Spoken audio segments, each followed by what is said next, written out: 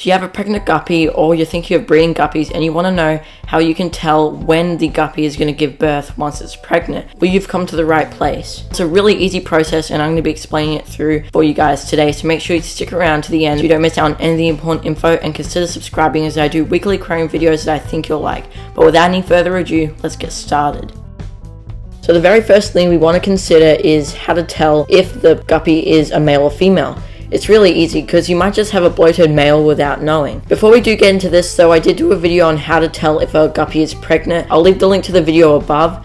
But to tell male and females is really easy. So this fish will have an anal fin, which is that fin closest to the anus. The male's anal fin is going to be stick-like and it's called gonopodium, whereas the female's is going to be triangular and fanned out. It's really that easy, and once you can determine those, then you can confirm that your guppy is pregnant. Okay, so the main thing we're going to be using today to tell when the guppy is going to give birth is really easy. It is the gravid spot. What is the gravid spot?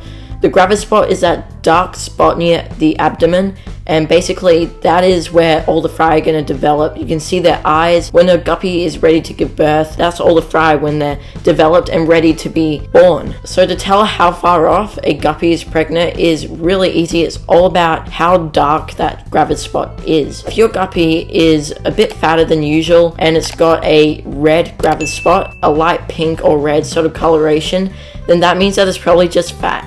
That means that it's not pregnant, because if there's no darkness in that gravid spot, no little black dots or anything, that means there's no fry there. So it's clearly either dropsy, which is an untreatable aquarium disease, or it's just a fat fish. But if it does have a few little black dots that look like eyes amongst that little gravid spot, well then that means that she's probably going to be around 3 to 4 weeks away. That means she's just mated with a male and the fry are starting to develop.